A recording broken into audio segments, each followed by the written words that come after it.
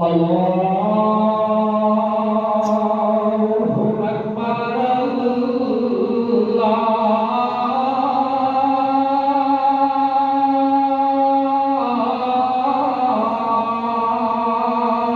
Akbar.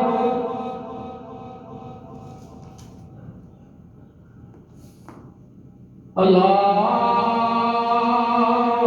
Akbar,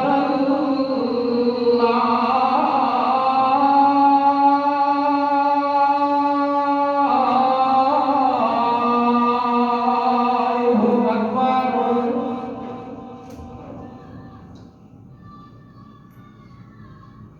Asyhadu an la ilaha illallah.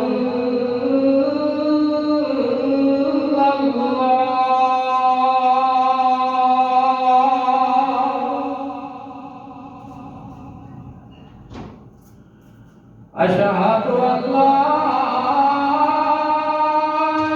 ilaha illallah.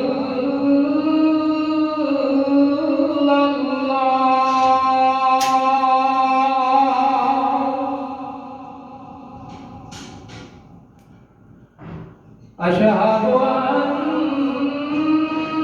Muhammadar Rasulullah.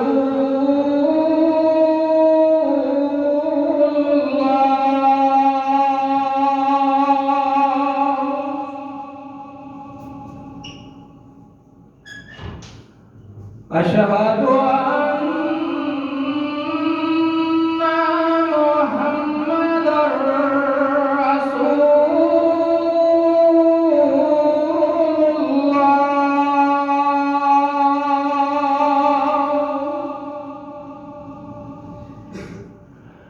Hayya 'alas salah.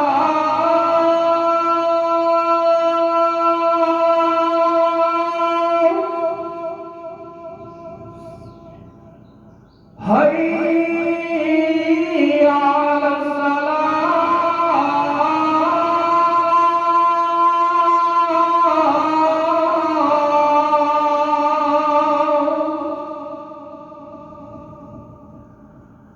Hayya 'alal falah.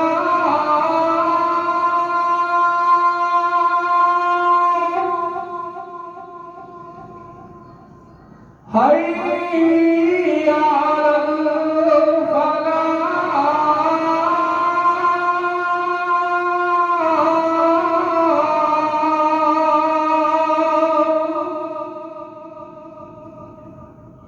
Allahu Akbar,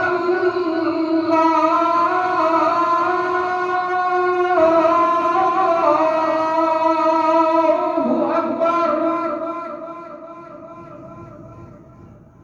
La ilaha illallah.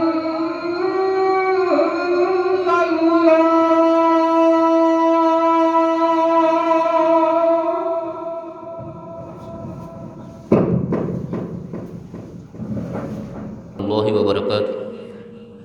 إن الحمد لله نحمده ونستعينه ونستغفره ونؤمن به ونتوكل عليه ونعوذ بالله من شرور أنفسنا من سيئات أعمالنا. من يهده الله فلا مضل له ومن يضلله فلا هادي له. ونشهد أن لا إله إلا الله ونشهد أن محمدا عبده ورسوله.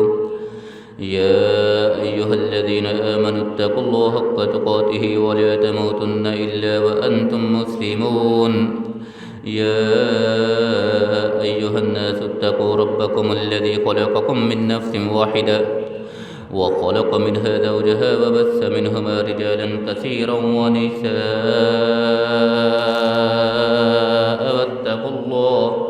واتقوا الله الذي تساءلون به والأرحام إن الله كان عليكم رقيبا. يا أيها الذين آمنوا اتقوا الله وقولوا قولا سديدا يصلح لكم أعمالكم ويغفر لكم ذنوبكم ومن يطع الله ورسوله فقد فاز فوزا عظيما. اللهم صل على محمد وعلى آل محمد كما صليت على إبراهيم وعلى آل إبراهيم إنك حميد مجيد. اللهم بارك على محمد وعلى آل محمد كما باركت على إبراهيم وعلى آل إبراهيم إنك حميد مجيد.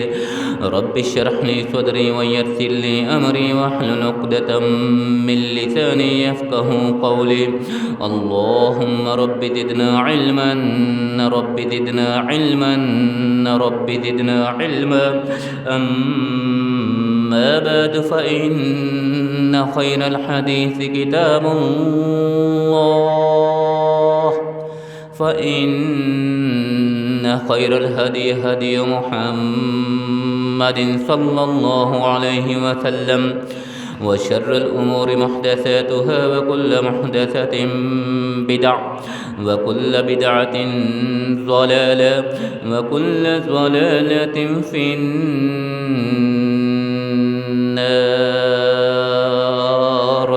أعوذ بالله السميع العليم من الشيطان الرجيم من همزه ونفخه ونفثه. بسم الله الرحمن الرحيم. تلك حدود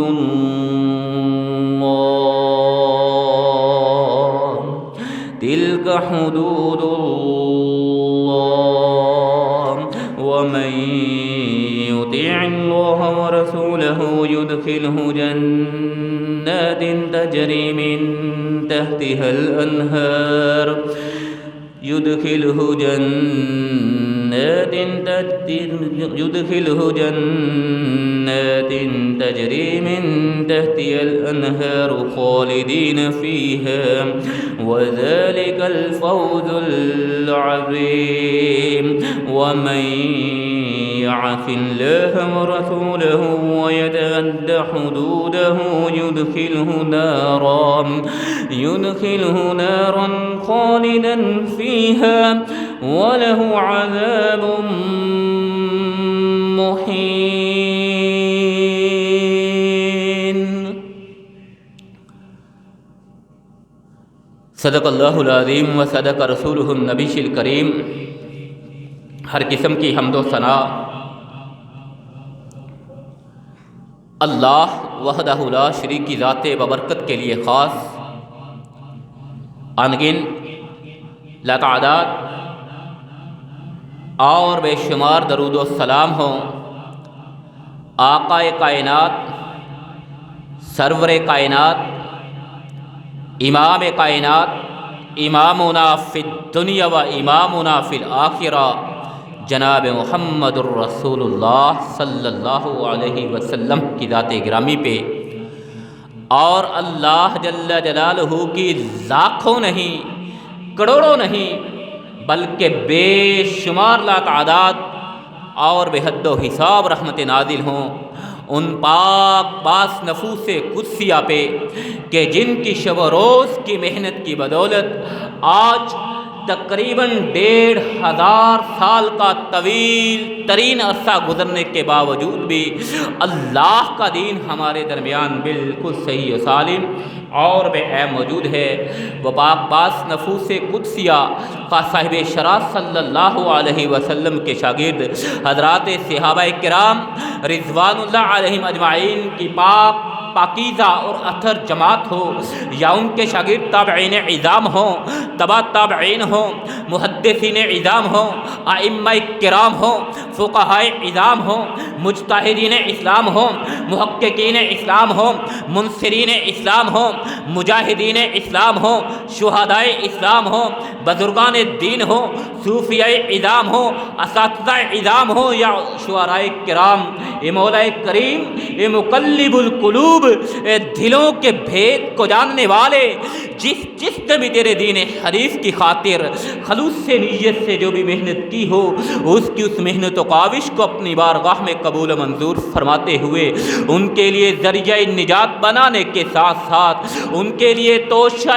آخرت بنانے کے ساتھ ساتھ، ہم خاکساروں کو، ہم گناہ گاروں کو، ہم سیاہ کاروں کو ان کے نقشہ قدم پہ چلنے کی توفیق عطا فرما، آمین یا رب العالمین۔ بعد از حمد و ثنا، حضرات سامعین مکرم،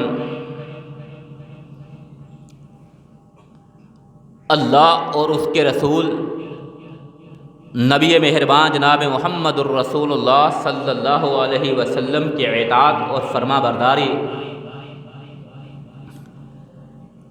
یہی انسان کی کامیابی و کامرانی کے ضامن ہے۔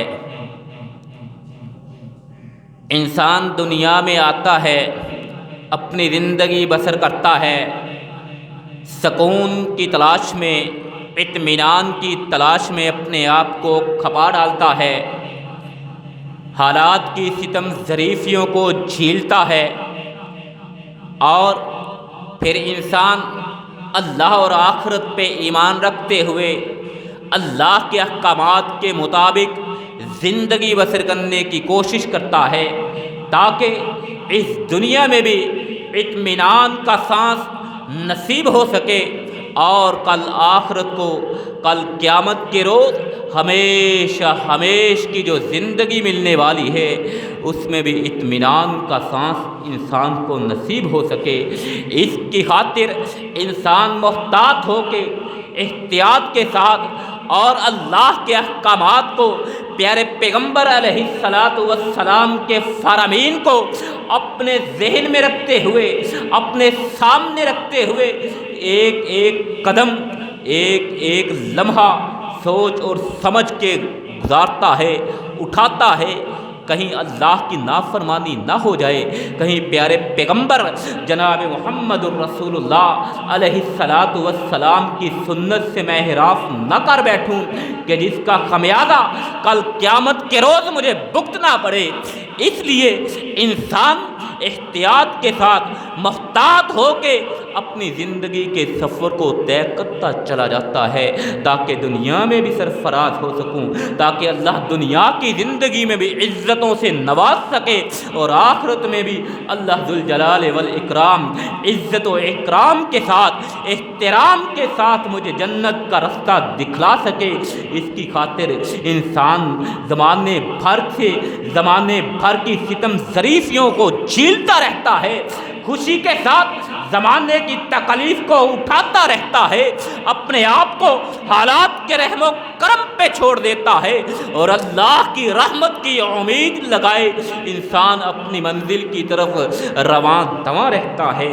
اور حضرات، یہی انسانی زندگی کا حاصل ہے، یہی انسانی زندگی کا حسن ہے، یہی انسانی زندگی کا مقصد ہے کہ انسان دنیا میں زندگی بسر کرے تو اس انداز میں بسر کرے، کسی بھی لمحے میں، کسی بھی مرحلے میں اللہ اور اس کے رسول کی نافرمانی انسان سے نہ ہو پائے، اور اللہ کی اطاعت،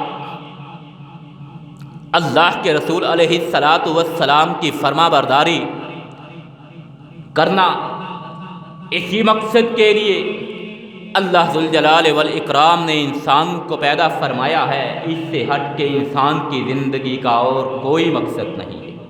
وما خلقت الجن والانس الا لیعبدون، عبادت کرنی ہے، بندگی کرنی ہے، نظام حیات زندگی کو اپنانا ہے تو صرف اور صرف اس نظام کو اپنانا ہے جو اللہ نے، جو زندگی عطا کرنے والے نے عطا کر رکھا ہے۔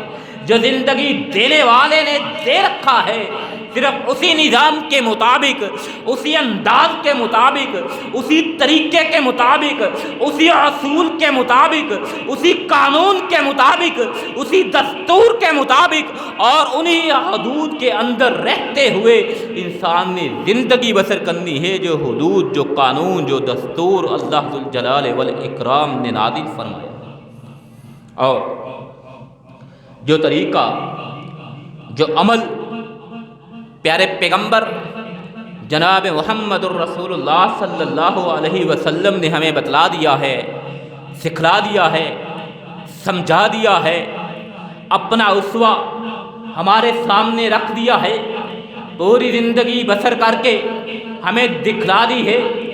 اب حضرات وہی پیارے پیغمبر جناب محمد الرسول اللہ علیہ السلام کا اسوہ حسنہ یہی ہمارے لیے مشعل راہ ہے، یہی ہماری نجات کا ضامن ہے، یہی ہماری دنیا و اخروی کامیابیوں کا ضامن ہے۔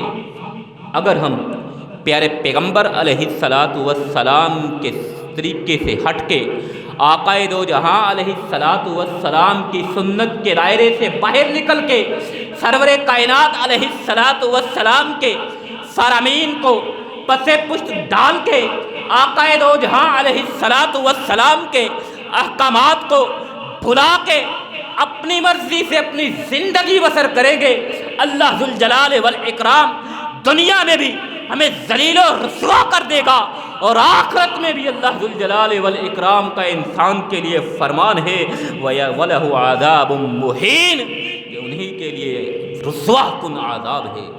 اللہ ذوالجلال والاکرام نے فرمایا تلک حدود اللہ، لوگو تلک حدود اللہ، تلک حدود اللہ، یہ جو نظام ہے زندگی تمہیں دیا گیا ہے، یہ جو کامل و اکمل دین تمہیں نوازا گیا ہے، یہ جو نظام زندگی دین الیوم اکملت لکم دینکم واتممت علیکم نعمتی ورضیت لکم الاسلام دینا، یہ جو کامل و اکمل دین کہ جس کی تکمیل پہ یہ اعلان فرمایا یہ دین ہی کی تکمیل نہیں ہے، یہ دین ہی کامل ہونے کا دن اور موقع نہیں ہے، وَأَتْمَمْتُ عَلَيْكُمْ نِعْمَتِي، یہ دین کی تکمیل اتنی بڑی رب کی عطا ہے، اتنی بڑی رب کی نعمت ہے، اتنا بڑا رب کا احسان ہے، اتنا بڑا رب کا انعام ہے،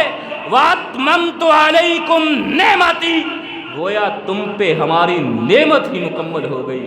اور حضرات اللہ ذوالجلال والاکرام کی نعمتوں کو شمار کیا جا سکتا ہے؟ بلا کون ہے جو اللہ کے احسانات کو، اللہ کی نعمتوں کو شمار کر سکے، احاطہ تحریر میں لا سکے؟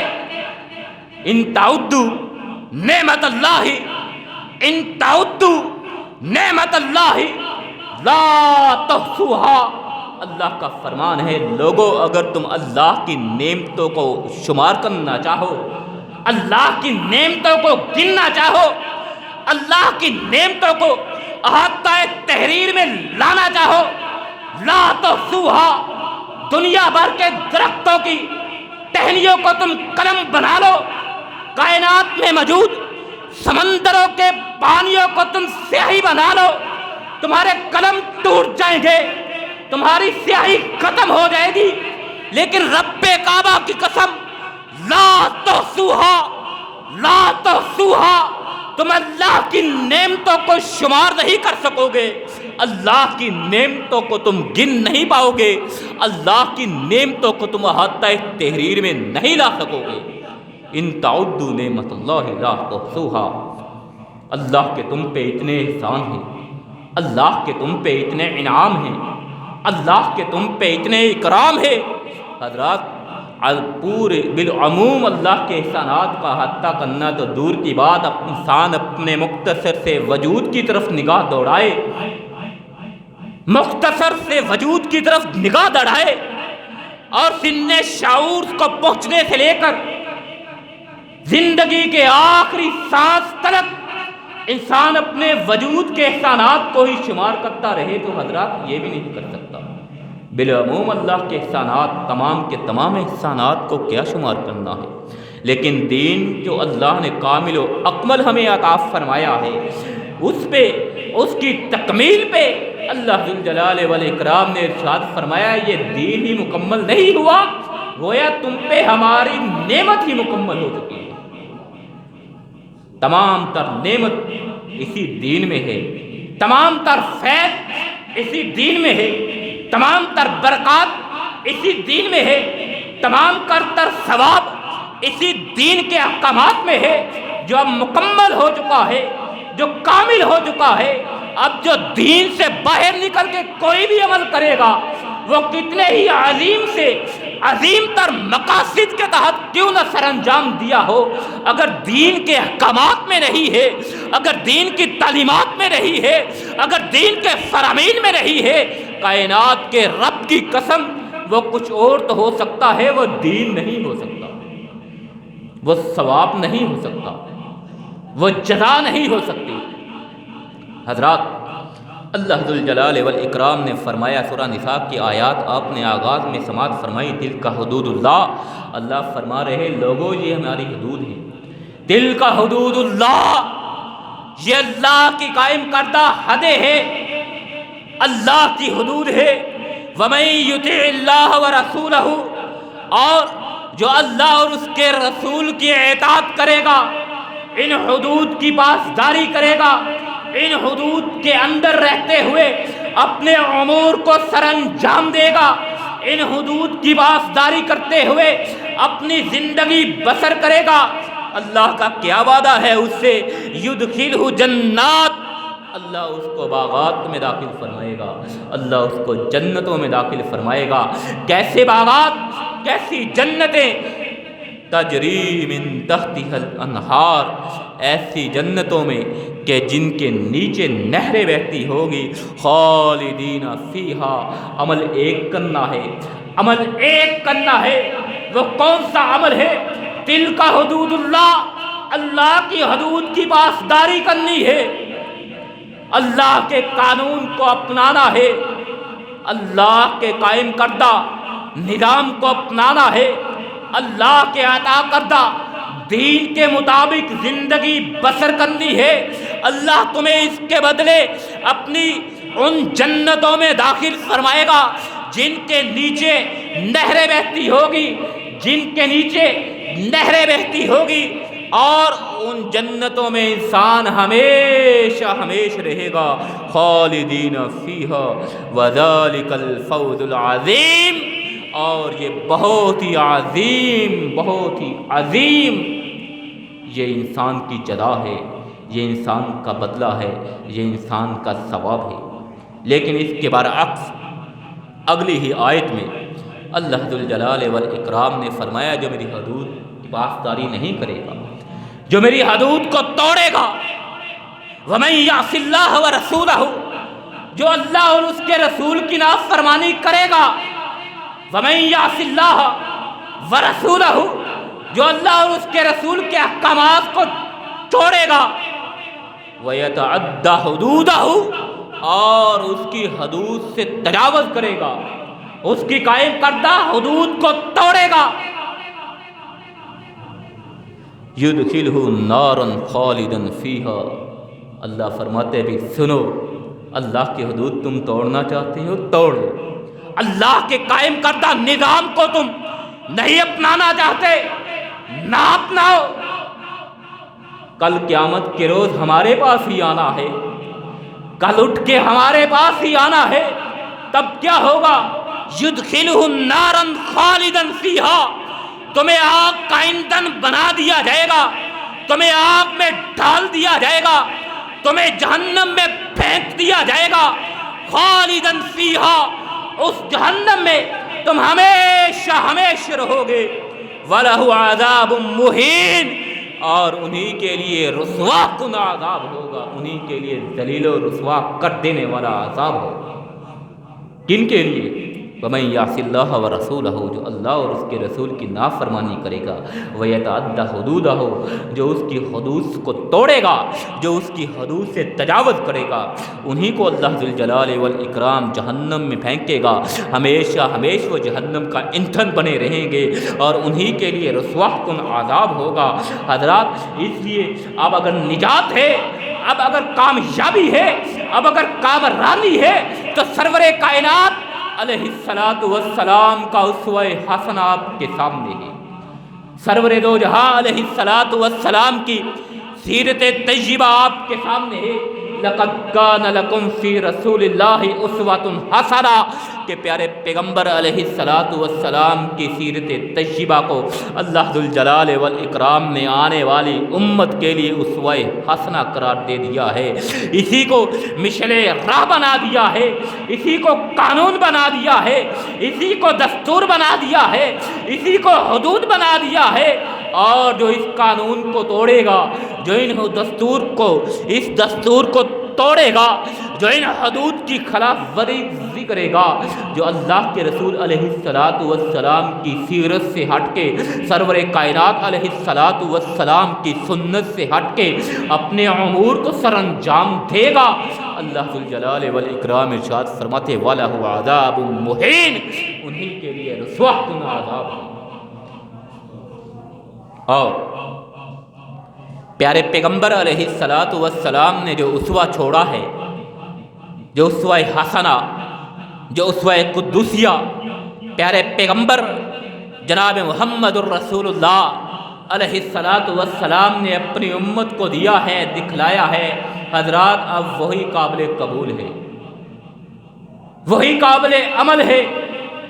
کیوں کہ دین تو مکمل ہو چکا، اب دین میں کوئی چیز دین سمجھ کے کی جائے گی وہ سرور کائنات علیہ السلام کی تعلیمات میں نہیں ہوگی، کائنات کے رب کی قسم وہ دین نہیں ہو سکتا۔ دین وہی ہے جو سرور کائنات علیہ السلام نے بتلا دیا ہے، کر کے دکھلا دیا ہے، یا جو بات جو کام آپ کی موجودگی میں کیا گیا ہے، سرور کائنات علیہ السلام نے اس سے منع نہیں فرمایا، وہی دین ہے، اس سے ہٹ کے کوئی بھی عمل کیا جائے دین نہیں ہے۔ حضرت حذیفہ رضی اللہ تعالی عنہ کا فرمان گزشتہ جمعۃ المبارک میں آپ کے گوش گزار کیا تھا، کیا فرماتے ہیں؟ کل عبادت لم یتعبدها اصحاب رسول اللہ صلی اللہ علیہ وسلم فلا تعبدها، فرمایا ہر وہ عبادت، ہر وہ کام نہیں، ہر وہ امر نہیں، بلکہ فرمایا ہر وہ عبادت جس کو نیکی سمجھ کے کیا جائے، ہر وہ کام جس کو ثواب کی نیت سے کیا جائے، کل عبادت لم یتعبدها اصحاب رسول اللہ، کہ جن کو رسول اللہ صلی اللہ علیہ وسلم کے صحابہ نے نہیں کیا، فلا تعبدها، ایسے کاموں کے کرنے کی تمہیں بھی ضرورت نہیں ہے، تم بھی وہ کام نہ کرو جو رسول اللہ علیہ السلام کے صحابہ نے نہیں کیے۔ آقا دو جہاں علیہ السلام نے کن کے سامنے اپنا اسوہ پیش کیا؟ ہم تھے وہاں پہ، تابعین تھے وہاں پہ، تبع تابعین تھے وہاں پہ، محدثین تھے وہاں پہ، ائمہ کرام تھے وہاں پہ، نہیں، صحابہ کرام رضوان اللہ علیہم اجمعین تھے وہاں پہ۔ صحابہ کرام رضوان اللہ علیہم اجمعین کے سامنے سرور کائنات علیہ السلام نے اپنا اسوہ حسنہ پیش کیا۔ انہوں نے حضرات صحابہ کرام کی پاکیزہ اور اطہر جماعت نے سرور کائنات علیہ السلام کے اسوہ حسنہ کو اس انداز میں اپنایا کہ رب کو بھی کہنا پڑا فَإِنْ آمَنُوا بِمِثْلِ مَا آمَنْتُمْ بِهِ فَقَدِ اهْتَدَوْا، لوگو اب اگر ہدایت کے متلاشی ہو، اب اگر نجات چاہتے ہو، اب اگر کامیابی کے متمنی ہو، تمہیں ایمان لانا ہوگا، ہاں تمہیں ایمان لانا ہوگا، مگر کس طرح کا ایمان؟ فَإِنْ آمَنُوا بِمِثْلِ مَا آمَنْتُمْ بِهِ، بالکل اسی طرح کا ایمان تم لے کے آؤ جس طرح کا صحابہ کرام ایمان لے کے آئے تھے۔ فقد اہتدوت، تبھی تم ہدایت پا سکو گے، تبھی تم کامیاب ہو سکو گے، تبھی تم کامران ہو سکو گے۔ حضرات، جو بات، جو چیز، جو کام، جو امر رسول اللہ علیہ السلام کی سیرت میں نہیں ہے، صحابہ کرام کی سیرت میں نہیں ملتا، حضرت حذیفہ کا فرمان آپ کے سامنے گوش گزار کیا، فرمایا فلا تعبدھا، اس کام کو نہ کرو، اس کام کو کرنے کی تمہیں کوئی ضرورت نہیں ہے۔ اب جب کہ دین مکمل ہے، دین مکمل ہے، گویا اللہ کی نعمت مکمل ہے، تو اب جو دین میں کوئی ایسا کام جو دین ہی سمجھ کے، ثواب سمجھ کے، نیکی سمجھ کے دین میں کیا جائے، لیکن وہ کام دین میں نہیں ہے، سرور کائنات کی سیرت میں نہیں ہے، صحابہ کرام رضوان اللہ علیہم اجمعین کی سیرتوں میں نہیں ہے، کائنات کے رب کی قسم وہ دین نہیں ہو سکتا۔ آپ لاکھ نیکیوں کی نیکی سمجھ کے کرتے رہیں، آپ لاکھ اخلاص کے ساتھ، لاکھ محبت کے ساتھ، لاکھ عشق کے ساتھ، لاکھ محبت کے ساتھ، لاکھ عقیدت کے ساتھ آپ اپنے اس امر کو، اپنے اس کام کو سر انجام دے لے، لیکن اگر وہ رسول اللہ کی سنت میں نہیں ہے، صحابہ کرام کی سیرت میں نہیں ہے، وہ دین نہیں، وہ بدعت ہوگا، وہ بدعت ہوگا۔ اور بدعت کیا ہے؟ بدعت کیا ہے؟ پچھلے جمعے بھی آپ کے گوش گزار کیا تھا بدعت کی تعریف۔ سرور کائنات علیہ السلام اپنے ہر خطبے میں، اپنے ہر خطبے میں، کوئی بھی خطبہ ہو، نکاح کا خطبہ ہو، جمعے کا خطبہ ہو، عیدین کا خطبہ ہو، یا عام سرور کائنات علیہ السلام وعظ و نصیحت کے لیے خطبہ پیش بیان فرمائے، اپنے ہر خطبے میں بدعت کی تعریف کیا کرتے ہیں، یہ فرمایا کرتے تھے اما بعد فإن خیر الحدیث کتاب اللہ فإن خیر الحدی حدی محمد صلی اللہ علیہ وسلم وشر الامور محدثاتها وشر الامور محدثاتها وشر الامور محدثاتها وكل محدثة بدعة وكل بدعة ضلالة وكل ضلالة في النار۔ فرمایا اما بعد، ہر قسم کی تعریف اللہ ذوالجلال والاکرام کی ذات کے لیے ہے۔ ان خیر الحدیث کتاب اللہ، اگر کوئی بہترین بات ہے وہ اللہ کی کتاب قرآن مجید ہے۔ وخیر الحدی حدی محمد صلی اللہ علیہ وسلم، اور بہترین اگر ہدایت کا منبع ہے تو رسول اللہ علیہ السلام کی بات اور سیرت ہے۔ وشر الامور محدثاتها، اور برے ترین کام وہ ہے محدثاتها، جن کو دین میں دین سمجھ کے شامل کر لیا جائے، جن کو دین میں شامل کر دیا جائے، دین کو دین میں دین ہی سمجھ کے شامل کر لیا جائے۔ وَكُلُّ بِدْعَةٍ ضَلَالَةٍ، اور ہر بدعت یہ گمراہی ہے۔ یہاں پہ حضرات ایک سوال یہ بھی آتا ہے، کیا کوئی بدعت حسنہ بھی ہوتی ہے؟ کیا کوئی بدعت حسنہ بھی ہوتی ہے؟ کیا کوئی اچھی بدعت بھی ہوتی ہے؟ سرور کائنات علیہ السلام نے اس کے متعلق کسی اچھی بدعت کے متعلق ارشاد کوئی فرمایا ہے؟ نہیں۔ آقا دو جہاں علیہ السلام کے فرامین میں بدعت حسنہ کا کوئی تصور نہیں ہے۔ ہاں، بدعت کے متعلق آقا دو جہاں علیہ السلام کا یہ فرمان موجود ہے، کل بدعت ضلالہ، فرمایا ہر قسم کی بدعت، مطلق فرمایا ہر قسم کی بدعت ضلالت ہے، گمراہی ہے۔ وَكُلُّ ضَلَالَةٍ فِي النَّارِ، اور ہر ضلالت، ہر گمراہی ایک انسان کو جہنم کا ایندھن بنا دیتی ہے۔ اس لیے حضرات، سرور کائنات علیہ السلام نے جو فرما دیا، جو کر کے دکھلا دیا، صحابہ کرام نے اس کے مطابق عمل کر دیا، اللہ نے اس پہ مہر ثبت جاری فرما دی، وہی دین ہے، وہی راہ ہدایت ہے، وہی صراط مستقیم ہے۔ اسی پہ انسان کو ثواب ملے گا، اسی کی انسان کو جزا ملے گی، اور اس سے ہٹ کے انسان کوئی بھی امر دین سمجھ کے کرے جو کہ دین میں نہ ہو، حضرات وہ دین نہیں، وہ بدعت ہوگا۔ سرور کائنات علیہ الصلاۃ والسلام نے ارشاد فرمایا ما عمل عملا لیس علیہ امرنا فہو رد۔ پیارے پیغمبر علیہ الصلاۃ والسلام کا فرمان صحیح مسلم شریف کی روایت ہے۔ سرور دو جہاں علیہ الصلاۃ والسلام ارشاد فرما رہے ہیں ما عمل عملا، ہر وہ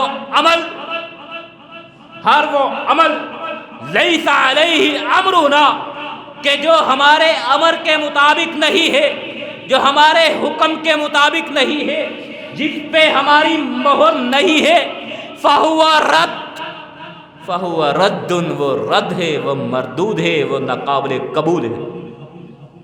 کتنی ہی عقیدت کے ساتھ آپ کرتے کیوں نہ رہے، کتنی ہی محبت کے ساتھ آپ کیوں نہ کریں، کتنی ہی عقیدت کے ساتھ آپ کیوں نہ کریں، کتنے ہی اخلاص کے ساتھ آپ کیوں نہ کریں، کتنی ہی للہیت کے ساتھ آپ اپنے اس کام کو سر انجام کیوں نہ دیں، لیکن اگر وہ سرور کائنات علیہ الصلاۃ والسلام کی تعلیمات میں نہیں ہے فہو رد، سرور کائنات علیہ الصلاۃ والسلام کا فرمان وہ مردود ہے، وہ رد کیا گیا ہے، وہ ناقابل قبول ہے۔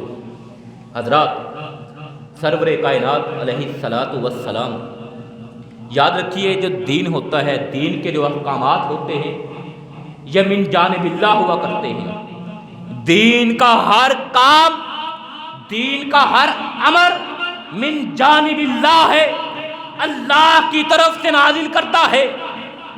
دین کا ہر کام اللہ کی طرف سے ہوا کرتا ہے، اللہ کا نازل کرتا حکم ہوا کرتا ہے، چاہے وہ قرآن کی آیت کے ہو، چاہے سرور کائنات علیہ الصلاۃ والسلام کی حدیث ہو، وہ اللہ کا حکم ہوا کرتا ہے۔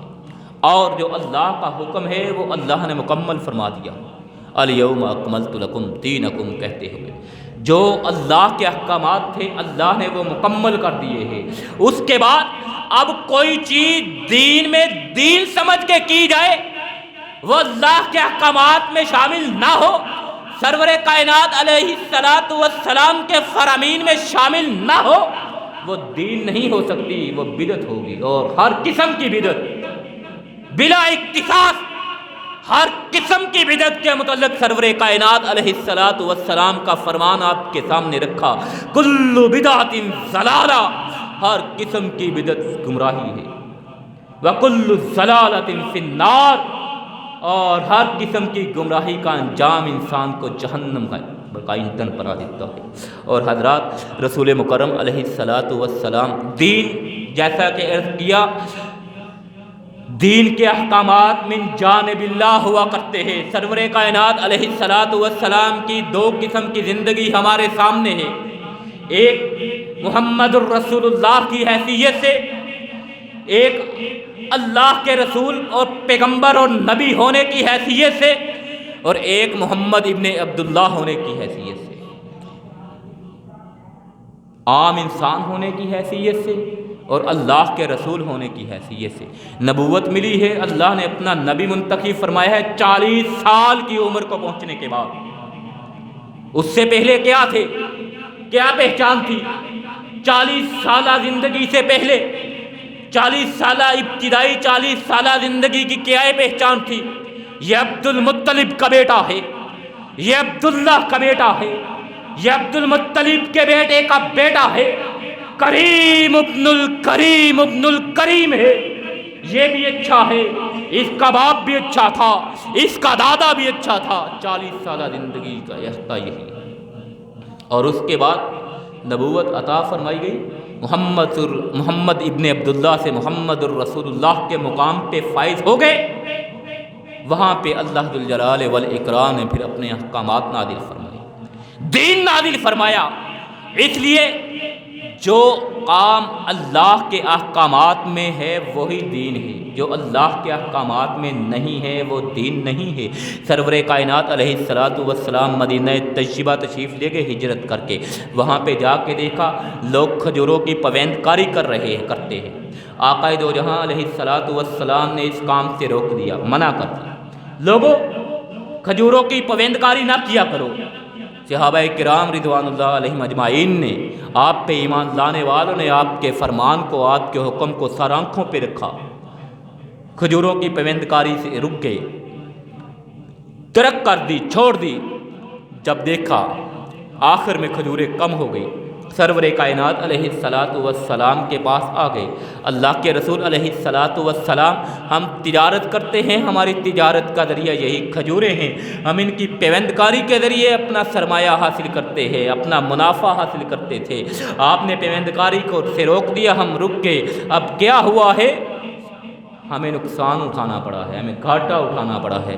سرور کائنات علیہ الصلاۃ والسلام نے ارشاد فرمایا، حدیث کی کتب میں مشہور روایت ہے، حدیث ہے، انما انا بشر، فرمایا انما انا بشر اذا امرتکم بشیء من دینکم، اذا امرتکم بشیء من دینکم فخذوا به واذا امرتکم بشیء من رأی فَإِنَّمَا أَنَا بَشَرٌ، فرمایا لوگوں میں بھی تمہارے جیسا انسان ہوں، انما انا بشر، میں بھی انسان ہوں، ہاں اللہ کا رسول ضرور ہوں، اللہ نے مجھے اپنا پیغمبر اور رسول بنایا ضرور ہے، لیکن ہے تو میں بھی انسان ہوں۔